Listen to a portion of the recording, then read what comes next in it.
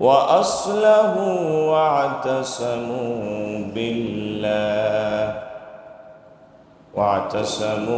بالله وأخلصوا دينهم لله فأولئك مع المؤمنين وسوف يؤتي الله المؤمنين أجرا عظيما اللهم صل على محمد وعلى آله وصحبه وبارك وسلم تسليما كثيرا كثيرا আলহামদুলিল্লাহ আল্লাহ রাব্বুল আলামিনের দরবারে লাখো কোটি শুকর আদায় করছি যে আল্লাহ সুবহানাহু ওয়া তাআলার একান্ত মেহেরবানিতে দয়ায় আমরা আল্লাহর কিছু গোলাম মাগরিবের সালাত আদায়ের পরে আল্লাহর দ্বীনের দুটি কথা বলা এবং শোনার মতো সুযোগ পেয়েছি। এই জন্য খুশি হয়ে আল্লাহর প্রশংসা আদায় করছি। সবাই বলছি আলহামদুলিল্লাহ। রব্বানা লাকাল হামদ হামদান কাসীরান তাইয়িবান মুবারাকান ফীহি ইয়া রাব্বি লাকাল হামদু কামা ইয়ানবাগী লিজালালি ওয়াজহিকা ওয়া আযীমি সুলতানিকা। প্রিয় ভাইরা, আমরা আজকে সত্যি ভাগ্যবান, কারণ আমরা আল্লাহর কোরআন শুনতে এসেছি। মহাবিশ্বের মহাবিস্ময় হচ্ছে কোরআন কারীম। দুনিয়া থেকে নবীগণ চলে গেছেন, সব নবী তাদের মুজিজা সঙ্গে নিয়ে চলে গেছেন। মুসা আলাইহিস সালাম চলে গেছেন, মুজিজার সাথে নিয়ে গেছেন। ঈসা আলাইহিস সালাম চলে গেছেন, মুজিজা সঙ্গে করে নিয়ে চলে গেছেন। দুনিয়াতে তার উম্মতেরা কেউ আর সেই মুজিজাগুলো প্রদর্শন করতে পারবে না, কিন্তু আল্লাহ তাআলা তার রাসূলকে সর্বশ্রেষ্ঠ যে মুজিজা দিয়েছিলেন সেই মুজিজা হচ্ছে কোরআন কারীম। এই কোরআন কারীম এমন একটি মুজিজা যেই মুজিজা কিয়ামত পর্যন্ত জারি থাকবে। সুবহানাল্লাহ। কিয়ামত পর্যন্ত মানুষের কাছে বিস্ময় হয়ে থাকবে। আমরা জানি যে যুগে যেই বিষয়টি উৎকর্ষ লাভ করে, আল্লাহ তাআলা নবীকে তার চেয়েও বেশি ক্ষমতা সম্পন্ন সেই জিনিস দান করে, যাতে নবীদের মুজিজার কাছে সবগুলো ব্যর্থ হয়ে যায়।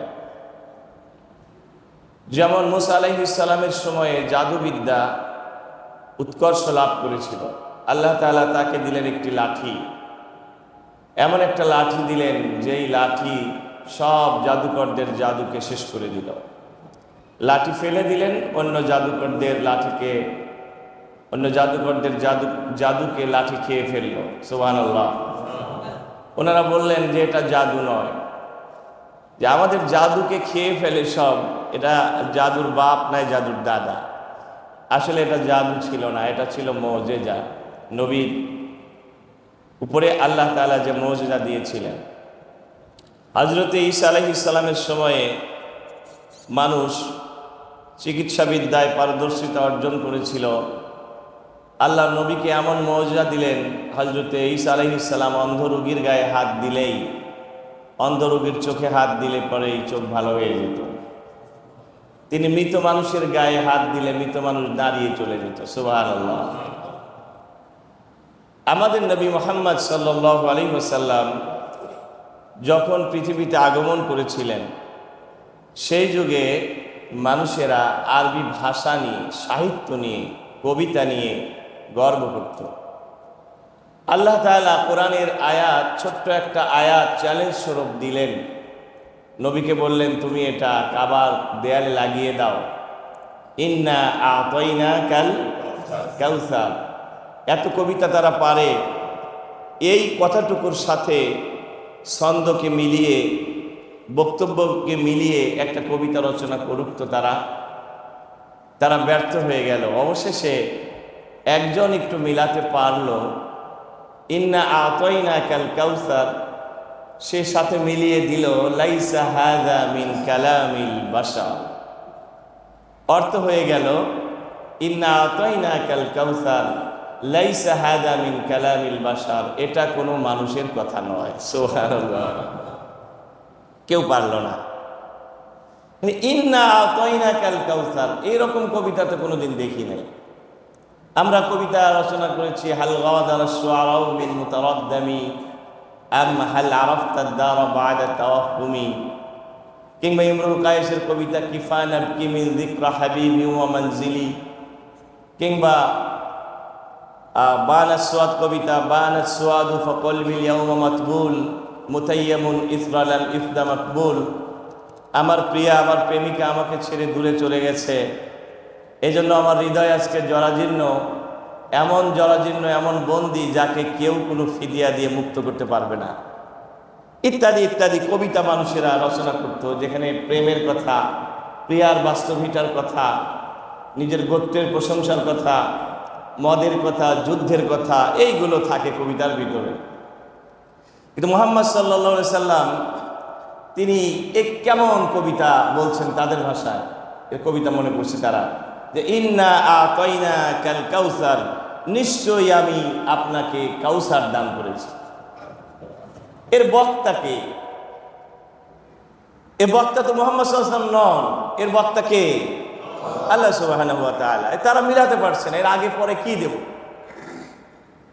এই জন্য তারা একটু মিলায় দিলেন লাইসা হাদা মিন কালামিল বাশার, হয়ে গেল যে এটা কোনো মানুষের কথাই নয়। সুবহানাল্লাহ। আল্লাহ মিলালেন কিভাবে?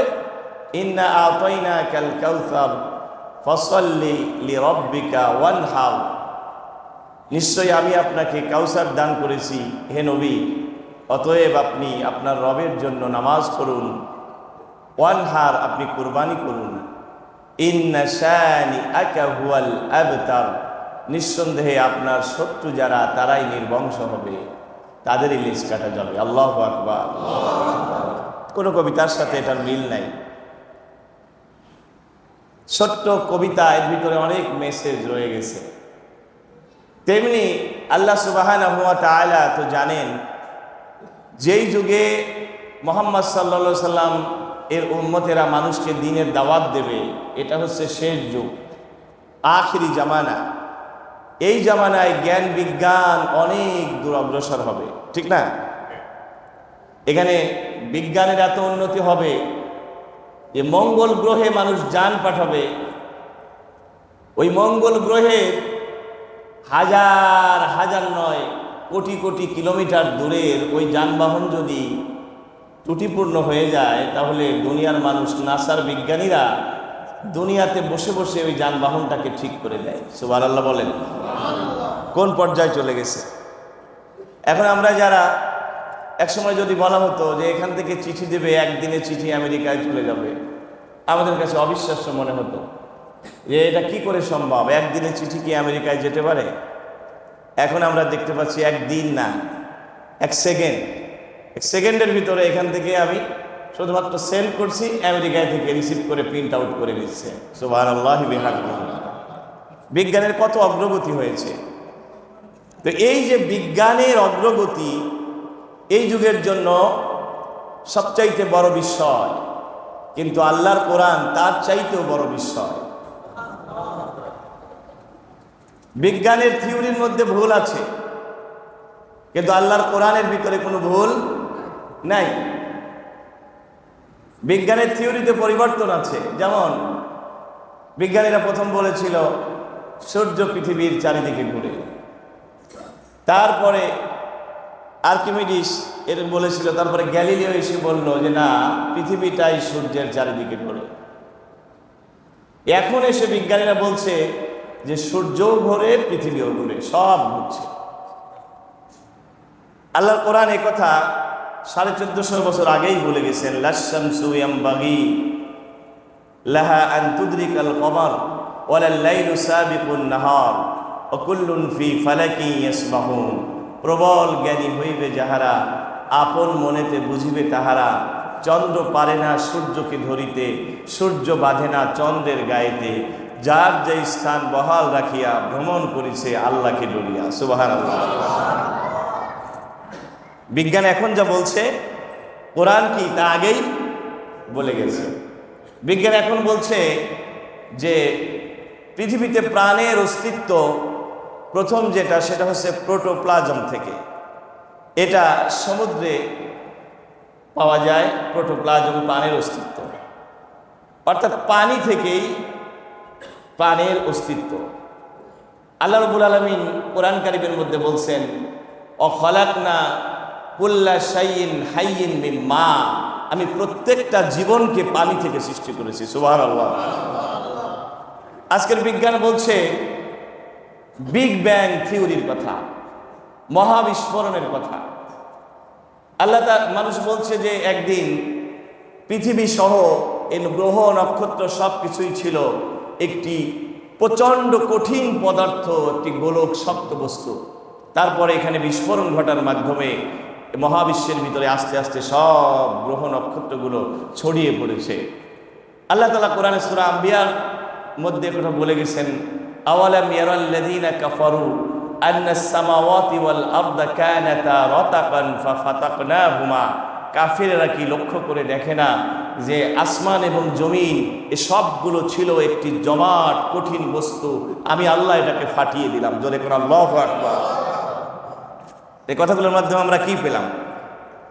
যে আধুনিক যুগ, যেই যুগে মানুষেরা জ্ঞান বিজ্ঞান নিয়ে গর্ব করে, সেই যুগেও এসে বিজ্ঞানীরা এখনো কোরআনের কাছে শিশু। জোরে বলেন সুবহানাল্লাহ। সেই মহাবিশ্বের মহাবিস্ময় আল কোরআন থেকে আমরা শুনতে আসছি। এই জন্য আরেকবার আল্লাহর প্রশংসা করে বলি আলহামদুলিল্লাহ। এখানে আসলে লাভটা কি? আন আব্দুল্লাহ ইবনে আমর রাদিয়াল্লাহু তাআলা আনহু قال قلت يا رسول الله ما غنيمة مجالس الذكر قال غنيمة مجالس الذكر الجنة। হযরতে আব্দুল্লাহ ইবনে আমর বলেন, আমি আল্লাহর নবীকে জিজ্ঞাসা করলাম, হে আল্লাহর রাসূল, জিকিরের মজলিস, কোরআনের মজলিস যেটা, এই মজলিসে বসলে পারে তার ফায়দা কি? আল্লাহর নবী বললেন গনিমাতু মাজালিসিল যিকরি আল জান্নাহ, গনিমতের হচ্ছে জিকিরের মজলিসে বসার গনিমত হচ্ছে, পুরস্কার হচ্ছে আল্লাহর জান্নাত। যারা এক ধরনের মজলিসে বসবে আল্লাহ তাদেরকে জান্নাতের জন্য যোগ্য করে দেবে। কি জন্য? জান্নাতের মধ্যে কখনো পাপী আত্মা যাবে না,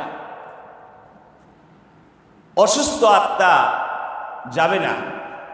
সেদিন কিয়ামতের শাস্তি থেকে বেঁচে যাবে কেবলমাত্র ওই আত্মাগুলো, ওই হৃদয়গুলো, যে আত্মাগুলো হচ্ছে পবিত্র। সুবহানাল্লাহ। যে আত্মাগুলো কলুষিত, যে আত্মাগুলো অপবিত্র, এই আত্মা জান্নাতে যাবে না, জাহান্নামী হবে। কোরআনের মজলিসে আসলে আত্মাগুলো পবিত্র হয়ে যায়। আল্লাহ রাব্বুল আলামিন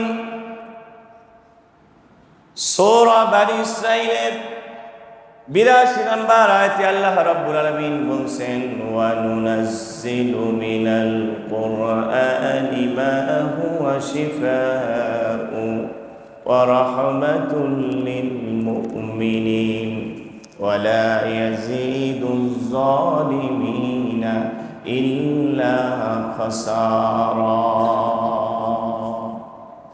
আল্লাহ রাব্বুল আলামিন বলছেন, হে নবী, আমি আপনার প্রতি এমন একটা কিতাব, এমন একটা কোরআন নাজিল করেছি, মা হুয়া শিফা, যার একটা নাম হচ্ছে শিফা মানে রোগের ঔষধ, রাহমাতুন, তার আরেকটা নাম হচ্ছে রহমত, ওয়ালা ইয়াজিদুজ যালিমিনা ইল্লা খাসারা, তবে এই কোরআন জালিমদের ক্ষতি শুধু বৃদ্ধি করবে। কোরআন শোনার পরেও জালিম হেদায়েত পাবে না, জালিম আরো বেশি জালিম হয়ে যাবে। প্রিয় ভাইয়ের, আমি একটা একটা করে আসি। এই যে আল্লাহ তাআলা বললেন মা হুয়া শিফা, কোরআন রোগের ঔষধ। মুফাসসিরিনে কিরাম বলেন কোরআন মানুষের হৃদয়ে, মানুষের জীবনে দুই ধরনের রোগের চিকিৎসা করে। একটা হচ্ছে শারীরিক রোগ, যত বড় শারীরিক রোগ হোক না কেন, আপনি যদি সূরাতুল ফাতিহা পড়ে ঝাড়ফুঁক দেন, আপনার ঈমান যদি ঠিক থাকে, আপনার পবিত্র জবান যদি থাকে, আল্লাহ রাব্বুল আলামিন সেই রোগ থেকেও আপনাকে মুক্তি দেবেন। যেমন দেখা গেছে সাহাবায়ে আজমাইন সূরা ফাতিহা দিয়ে ঝাড়ফুঁক করেছেন, সাপে কাটা রোগীর বিষ পানি হয়ে গেছে। এটা মুসলিম শরীফের হাদিস, এটা কোনো বানানো কথা নয়, এটা কোনো গাল গল্প নয়। সাপে কাটা রোগীর বিষ পানি হয়ে গেছে সূরা ফাতিহার মাধ্যমে। ঠিক একইভাবে কোরআন আত্মার রোগকে ভালো করে দেয়। আত্মার রোগ কয়টি, কয় ধরনের আত্মার রোগ ভালো করে? আল্লামা ইবনে কাসির রহমতুল্লাহ আলাইহি বলেন, কোরআন মানুষের 5 ধরনের আত্মার রোগ ভালো করে দেয়। মিন শাক্কিন, কোরআন শুনলে বান্দার অন্তরে সন্দেহ থাকে না, ঈমানটা দৃঢ় হয়ে যায়। ওয়া নিফাকিন, কোরআন অন্তর থেকে নেফাকি দূর করে দেয়। ওয়া শিরকিন, কোরআন শুনলে বান্দার অন্তরে শিরক থাকে না। সুবহানাল্লাহ বলি। ওয়া যায়গিন, কোরআন শুনলে অন্তরে বক্রতা থাকে না। ওয়া মাইলিন, কোরআন শুনলে কোনো ঝোঁক প্রবণতা থাকে না, একদিকে ঝোঁক আছে না আমাদের মধ্যে? যারা পীর সাহেবের ভক্ত, পীর সাহেব ছাড়া কিছুই বোঝে না। যারা আবার আন্দোলনমুখী মানুষ, তারা আন্দোলন ছাড়া কিছুই বোঝে না। যারা তাবলিগ জামাত করে তারা বলে এই রাস্তাই নাজাতের একমাত্র রাস্তা। এই যে আমাদের মধ্যে ঝোঁক প্রবণতা, কিন্তু কোরআন সিরাতুল মুস্তাকিমের পথ দেখায়। কোরআন শুনলে এই ঝোঁক থাকে না, এই বক্রতা থাকে না, শিরক থাকে না, নিফাকি থাকে না, সন্দেহ থাকে না। কোরআন সোজা রাস্তা, জান্নাতের রাস্তাটা দেখায় দেয়। সুবহানাল্লাহ। প্রিয় ভাইরা, আমাদের রোগগুলো ভালো করে দেয়।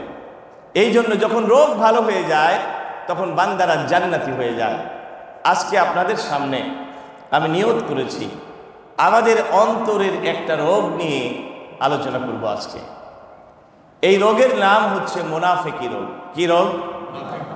মুনাফিকি রোগ। আপনারা মনে মনে ভাবছেন, হুজুর মুনাফিক এটা আর এখন আলোচনা করার দরকার কি?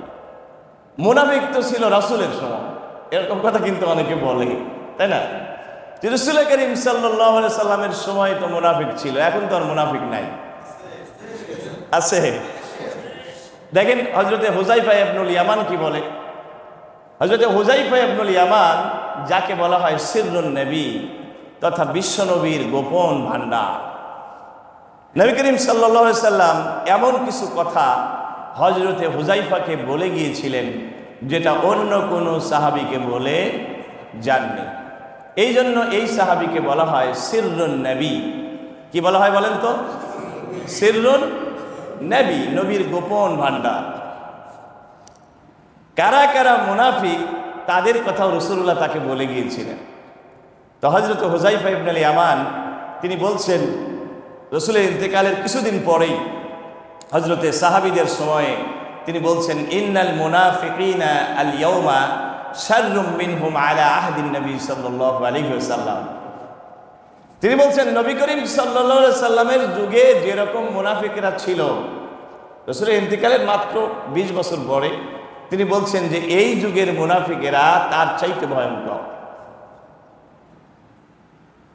কারণ কি? কানু ইউসিরুনা ফি আহদিন নবী ওয়াল ইয়াউমা ইয়াজহারুন। তিনি বলছেন নবীর যুগে মুনাফিকেরা গোপনে থাকতো, আর এই যুগে মুনাফিকেরা প্রকাশ্যে ঘুরে বেড়ায়। নবীর যুগে মুনাফিকেরা নিজেরা গোপনে থাকতো, ভয়ে থাকতো কখন আল্লাহ ফাঁস করে দেয়, আর এই যুগের মুনাফিকেরা নিজেরা সমাজের নেতা হয়ে হম্বিতম্বি করে সমাজের কর্তৃত্ব করে। কথা বলেন ঠিক কিনা? তাহলে বলেন তো এই যুগে মুনাফিক আছে না নাই? আছে। আবার আল্লাহর কোরআন মুনাফিক নিয়ে একটা সূরাই দিয়েছে, তাই না? তাহলে এই কোরআন কি শুধুমাত্র রাসূলের যুগেই না, এই যুগেও আছে? হ্যাঁ, কিয়ামত পর্যন্ত কোরআনের উপযোগিতা থাকবে। কোরআন যেহেতু মুনাফিক নামে একটা সূরাই দিল, তার মানে কিয়ামত পর্যন্ত মুনাফিক থাকবে, ঠিক কিনা? এই মুনাফিকদেরকে আমাদের চিনে নেওয়া দরকার এবং সতর্ক হওয়া দরকার। কারণ মুনাফিকরা তারা যাদের মাধ্যমে ইসলামের ক্ষতি হয়েছে সবচাইতে বেশি। বদরের যুদ্ধে অংশগ্রহণ করে নাই। উহুদের যুদ্ধে রসুলের সৈন্য ছিল মাত্র 1000। তার ভিতর থেকে আব্দুল্লাহ ইবনে উবাই 300 মুনাফিক নিয়ে রসুলকে বিপদে ফেলার দান্দা করে ভেগে চলে গিয়েছিল। রসুলের কঠিন কঠিন দুঃসময়ে এই মুনাফিকেরা গিয়ে কাফিরদের সাথে গোপন ষড়যন্ত্র করে রসুলকে বিপদে ফেলতে চেয়েছে। এখন গোটা পৃথিবীতে আজকে ফিলিস্তিনের দিকে তাকান, আপনি কাশ্মীরের দিকে তাকান, বিশেষ করে ফিলিস্তিনের দিকে তাকান। আরব জাহানের শাসকগুলো যদি এক একটা ইমানদার হতো তাহলে ফিলিস্তিনের স্বাধীনতা আসতে দেরি হতো না। ফিলিস্তিনের স্বাধীনতা হতে দেরি এই জন্যই আরব জাহানের প্রত্যেকটা চেয়ারে বসে আছেন, রাষ্ট্রযন্ত্রে বসে আছেন মুনাফিকেরা। এই জন্য আমাদের মুনাফিকদেরকে দেখে নেওয়া দরকার।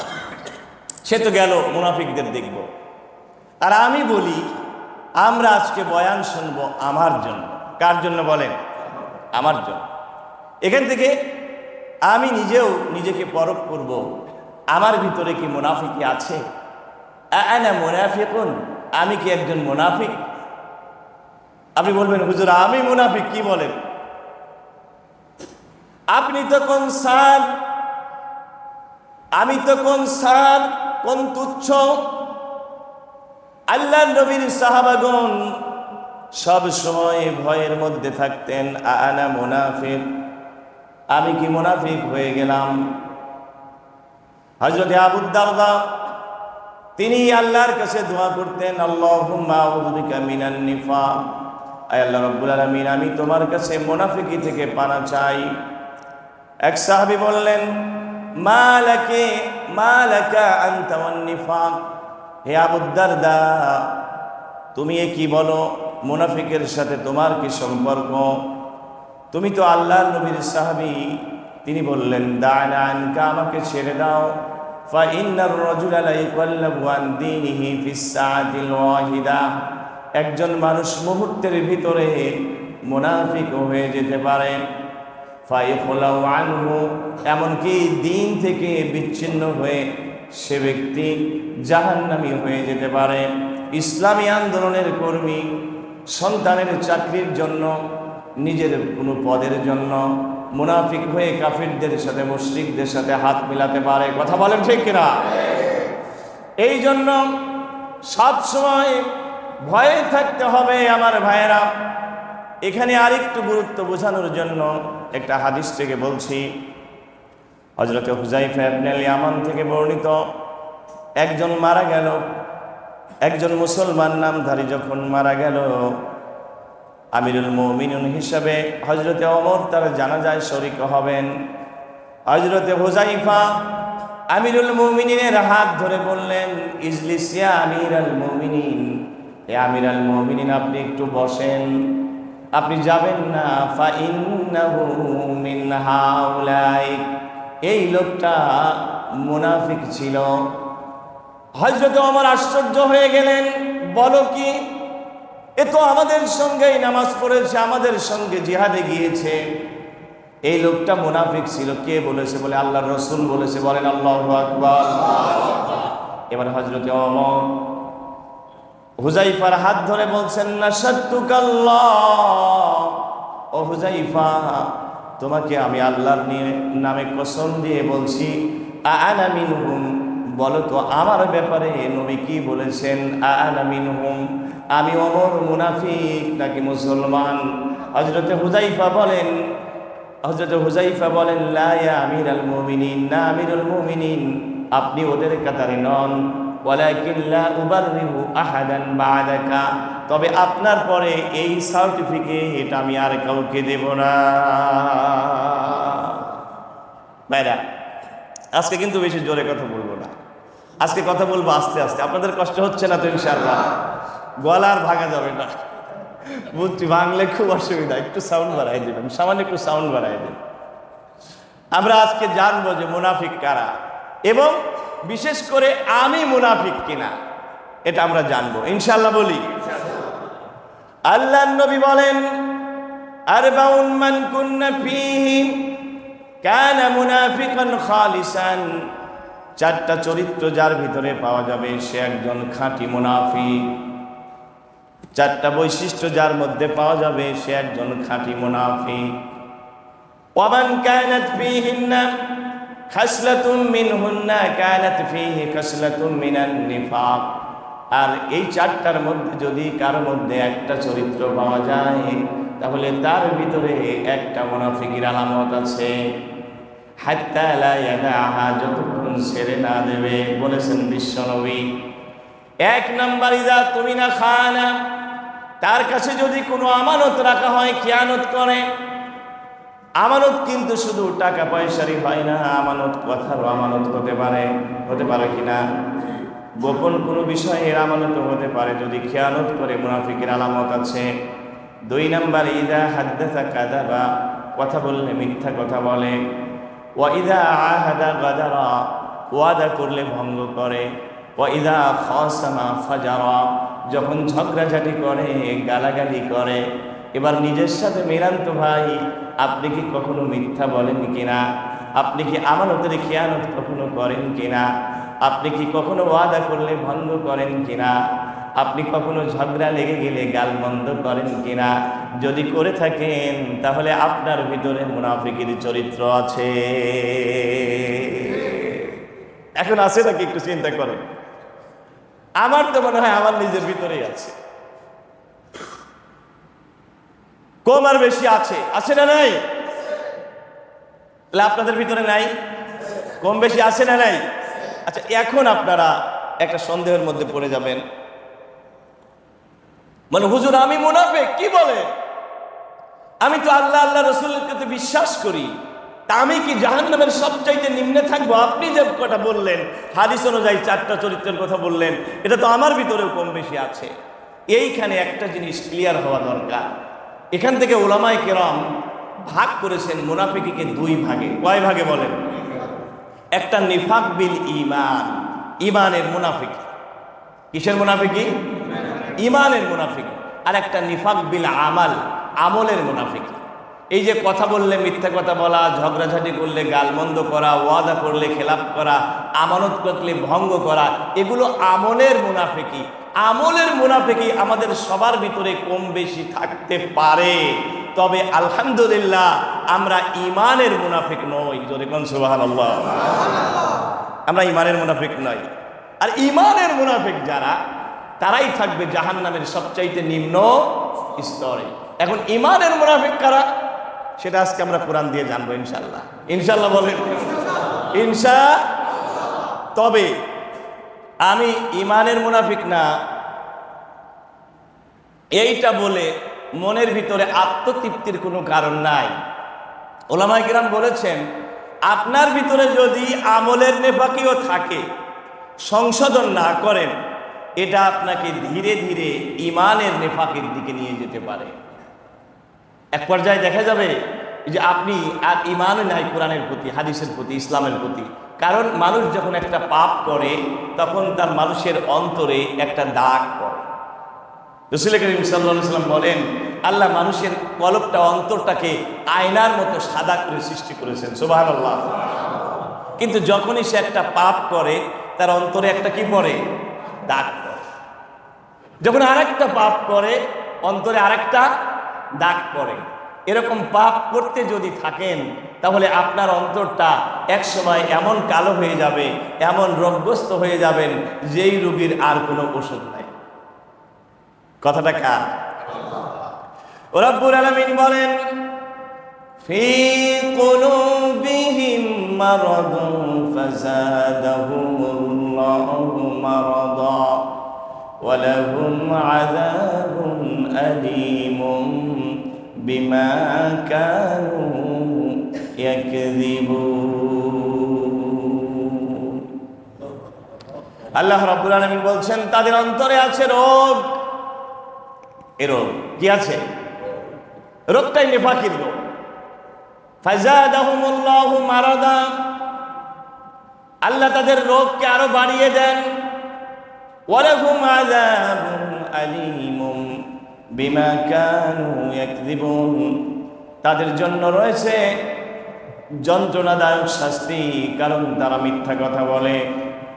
আল্লাহ রাব্বুল আলামিন অন্যত্রে বলেন, খাতামাল্লাহু আলা কুলুবিহিম ওয়া আলা সামঈহিম ওয়া আলা আবসারিহিম গিশাওয়া ওয়া লাহুম আযাবুন আযীম। আল্লাহ বলেছে তাদের অন্তরে আমি মোহর মেরে দেই। পাপ করতে করতে মানুষের পাপ যখন বেশি হয়ে যায়, অন্তর মোহর হয়ে যায়, হেদায়েতের যোগ্য থাকে না। এজন্য আমরা যদি পাপ ছেড়ে না দেই, আমলের নেফাকিও ছেড়ে না দেই, আমাদের অন্তরটা একসময় মোহর মারা হয়ে যাবে, আমরা আর হেদায়েতের যোগ্য থাকবো না। আজকের এই মাহফিল থেকে আমরা ঈমানের নেফাকি, আমলের নেফাকি, দুই ধরনের নেফাকি থেকে মুক্ত হতে চাই। আল্লাহ আমাদেরকে তৌফিক দিক, বলি আমিন। কারণ এছাড়া অন্য কোনো উপায় নাই। আল্লাহ তাআলা, আমি আয়াত তেলাওয়াত করেছি সূরা নিসার 145 নম্বর আয়াতে বলছেন, ইন্নাল মুনাফিকিনা ফিদ দারকিল আসফালি মিনান নার। মুনাফিকেরা থাকবে জাহান্নামের সবচাইতে নিম্ন স্তরে। জাহান্নামের স্তর কয়টি? 7টি। কয়টি? 7টি। এই 7টি স্তরের নিম্ন স্তর হচ্ছে হাবিয়া। এই হাবিয়াটা হচ্ছে জাহান্নামীদের পুঁজ, রক্ত, গলিত পদার্থ, এগুলো হবে তাদের খাদ্য। ওইখানে বাস করবে কারা? মুনাফিকেরা। ওয়ালান তাজিদা লাহুম নাসীরা। আল্লাহ বলেন আপনি তাদের জন্য কোনো সাহায্যকারী পাবেন না। ইল্লাল্লাযীনা তাবু, তবে যারা তওবা করেছে, ওয়া আসলাহু, নিজেকে সংশোধন করেছে, ওয়া তাসামু বিল্লাহি, আল্লাহকে যারা শক্ত করে আঁকড়ে ধরেছে, সুবহানাল্লাহ,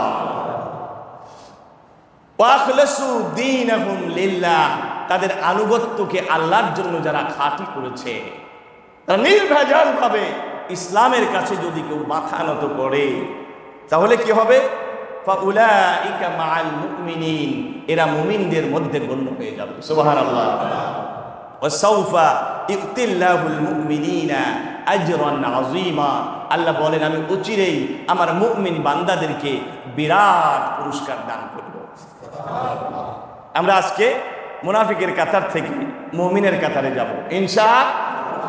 যদি মুনাফিকের অন্তরে এতটুকু থেকে থাকে, আমরা আজকে সংশোধন হয়ে যাব ইনশাআল্লাহ। বলি সংশোধন হওয়া ছাড়া কোনো উপায় নাই। প্রিয় হাজিরিন, তাহলে আসেন আমরা কোরআন দ্বারা জানি মুনাফিকের চরিত্র কি। এখানে আরেকটা বিষয় আলোচনা করা দরকার। আল্লাহ রাব্বুল আলামিন কোরআনে যেই মুনাফিকদের কথা আলোচনা করেছেন, বলেন তো এরা কি আমলের মুনাফিক না ঈমানের মুনাফিক? এরা কিন্তু ঈমানের মুনাফিক। কিসের মুনাফিক বলেন? কারণ আল্লাহ নবীর যুগে যারা ছিল, নবীকে দেখার পরেও যারা নবীর সঙ্গে শত্রুতা করেছে, ওরা মুনাফিক। ওরা কি? আরো জোরে বলেন। ওরা কি কাফিরদের চাইতে কম পাপী না বেশি পাপী? ওরা কাফিরদের চাইতে ভয়ঙ্কর। ওই মুনাফিকদের কথা আল্লাহ রাব্বুল আলামিন এখন আলোচনা করছেন। এবার আমার সাথে আপনার সাথে আমরা মিলাবো, আমার সমাজের অন্য যারা আছে তাদের সঙ্গে আমরা মিলাবো, দেখি ওই মুনাফিক কারা। ঠিক না? আল্লাহ রাব্বুল আলামিন মুনাফিকদের 1 নাম্বার চরিত্র বর্ণনা করছেন। আল্লাহ তাআলা বলছেন মুনাফিক যারা, ওদের প্রথম চরিত্র, মুনাফিকেরা মিথ্যা কথা বলে। বলেন কি বলে? আল্লাহ রাব্বুল আলামিন বলেন, ইযা জাআকাল মুনাফিকুনা ক্বালু নাশহাদু ইন্নাকা লারাসূলুল্লাহ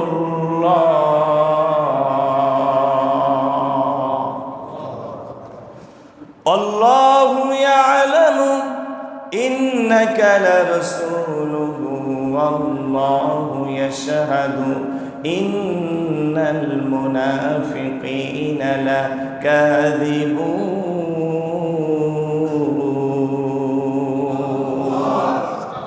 আল্লাহ এখানে ঘোষণা দিলেন মুনাফিকরা মিথ্যাবাদী। আল্লাহ বলছেন সূরা মুনাফিকুনের 1 নম্বর আয়াত, আপনার বাড়ি থেকে এগুলো মিলাবেন। আল্লাহ সূরা মুনাফিকুনের 1 নম্বর আয়াতে বলছেন, হে নবী, ইযা জাআকাল মুনাফিকুনা ক্বালু নাশহাদু ইন্নাকা লারাসূলুল্লাহ। মুনাফিকরা যখন আপনার কাছে আসে, তখন তারা বলে যে আপনি আল্লাহর রসুল, আপনি আল্লাহর রসুল। তাহলে আপনারা বলেন তো, মুনাফিকেরা কি সত্য কথা বললো না মিথ্যা কথা বললো? না না, সত্য কথাই তো বলছে। কথা বুঝেনি? মুনাফিকরা এসে কি বলে যে আপনি আল্লাহর রসুল। তাহলে ওরা কি সত্য কথা বললো না মিথ্যা বললো? সত্যই তো বললো, ঠিক না? ওরা তো মিথ্যা বলে নাই। আল্লাহ নিজেও বলছেন ওয়াল্লাহু ইয়ালামু ইন্নাকা লারাসূলুহু, আল্লাহ নিজেও জানেন আপনি তার রাসূল। সুবহানাল্লাহ বলুন। এরপরে আল্লাহ বলছে ওয়াল্লাহু ইয়াশহাদু ইন্নাল মুনাফিকিনা লাকাযিবুন, আমি আল্লাহ সাক্ষ্য দিচ্ছি মুনাফিকেরা মিথ্যা কথা বলছে। মুনাফিকেরা মিথ্যা বলে। এটা বোঝার দরকার আছে না নাই? তাহলে আমরা দেখতে পাচ্ছি মুনাফিকরা যে কথা বলেছিল সেটা বাহ্যিকভাবে সত্য। বাহ্যিকভাবে কি সত্য? কারণ মুনাফিকরা বলেছিল আপনি আল্লাহর রাসূল, ওরা সত্যই বলেছিল। আল্লাহ নিজেও সাক্ষী দিচ্ছেন আমি আল্লাহ জানি আপনি আমার রাসূল। এরপরে আল্লাহ বললেন ওরা মিথ্যা কথা বলে। কারণ হচ্ছে এটা মুনাফিকরা মুখে যেটা বলে ওদের অন্তরে সেটা নাই। আমাদের দেশেও অনেক নেতা আছে যেই নেতারা যখন কোনো তাফসীর মাহফিলে যায়, কোরআনের মাহফিলে যখন যায়, তখন এমনভাবে কোরআনের পক্ষে কথা বলে মনে হবে যেন এরা সবচাইতে বড় ইসলামপন্থী। আছে না নাই? আমি দেখেছি, একবার ঢাকায় ছিলাম, একটা সেমিনারে আসলো এক নেতা, এত সুন্দর করে বিশ্লেষণ করে কথা বলল। আমি বললাম আরে এই তো বড় মুফাসসির, কিন্তু উনি যে রাজনীতি করে, জাহিলি রাজনীতি করে, আমি এটা মিলাতেই পারতেছিলাম না। পরে আল্লাহর কোরআন দ্বারা মিলালাম, এরা মুখে যেটা বলে তাদের অন্তরে তা নাই। যেহেতু মুখেরটা আল্লাহ নেন না, আল্লাহ অন্তরেরটা নেন। এই জন্য মুখে সত্য বললেও অন্তরে যেহেতু নাই, এই জন্য মিথ্যাবাদী তারা। একটু জোরে কি বলা যাবে? আল্লাহু আকবার।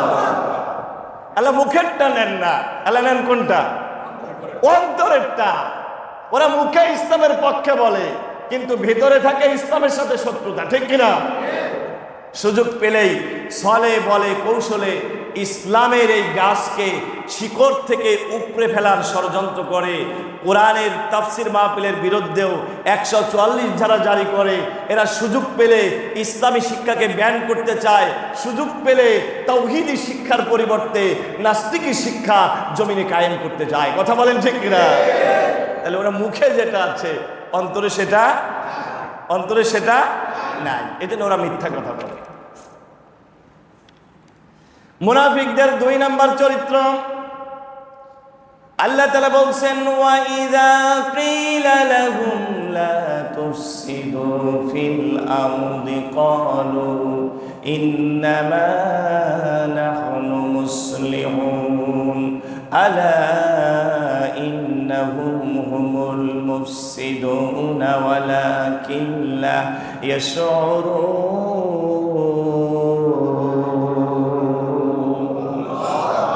কার কথা? সবাই বলেন। এই কথার ভিতরে কি কোনো সন্দেহ আছে? কোনো ভেজাল আছে? এতটুকু রব্বুল আলামিন দেখেন এমন ভাবে পরিচয় ফাঁস করে দেবেন, আপনিও চিনতে পারবেন ওরা কারা। আচ্ছা, আল্লাহ যদি ফাঁস করে তাহলে আমার কোনো দোষ আছে? আছে?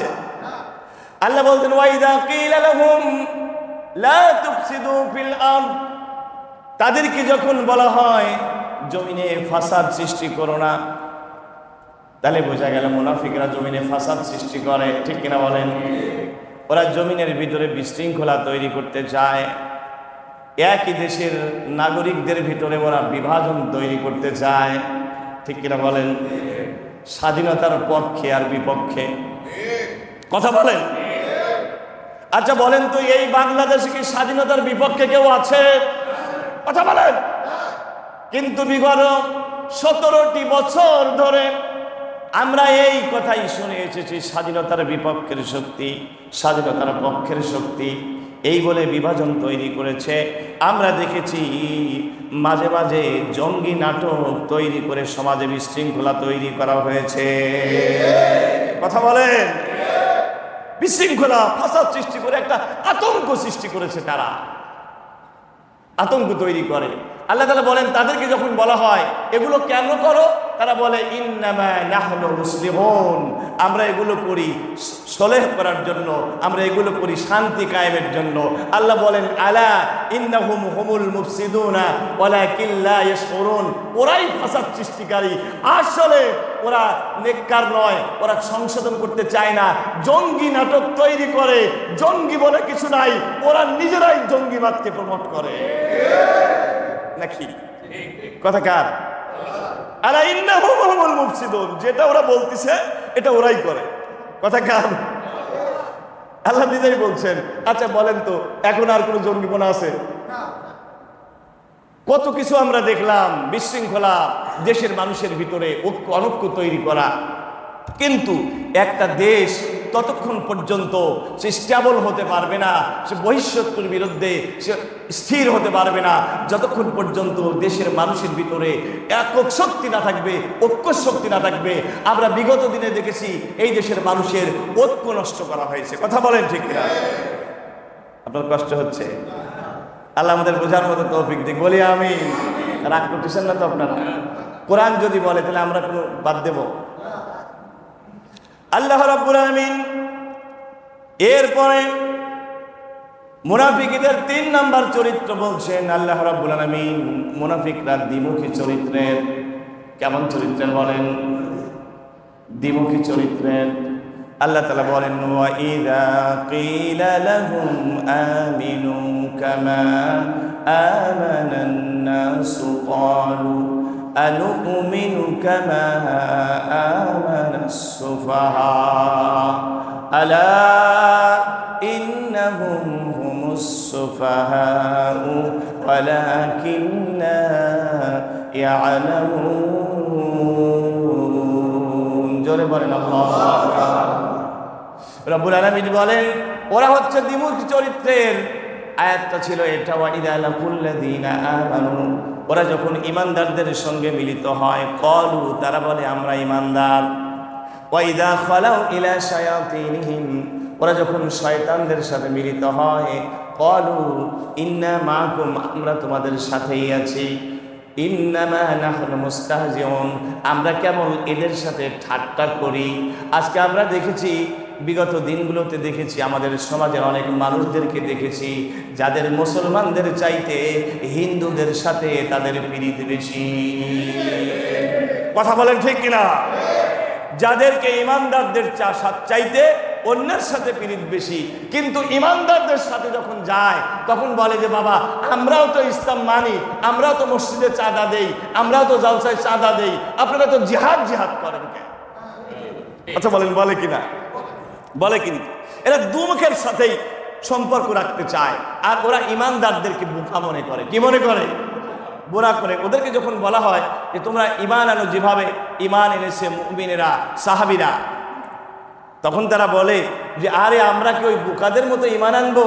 দেখো না এই আনসারেরা কত বোকা, এরা নিজের ঘরকে মুহাজিরদের জন্য ছেড়ে দিছে। সুবহানাল্লাহ, সুবহানাল্লাহ বলেন। এরা যুদ্ধে যায়, জীবন দিয়ে দিচ্ছে। এরা মুহাজিরদের জন্য এত ত্যাগ স্বীকার করছে, পাইলটা কি? এরা তো বোকা। এরা কি? বোকা। নিজের টাকা খরচ করে এরা জিহাদ করে, ইসলাম কায়েম করতে চায়। আরে বাবা, এই যুগে একবিংশ শতাব্দীতে তুমি কি ইসলাম কায়েম করতে পারবা? তোমরা আসলেই বোকা। এরকম ইমানদারদেরকে বোকা মনে করে এরকম মানুষ আমাদের সমাজে আছে না নাই?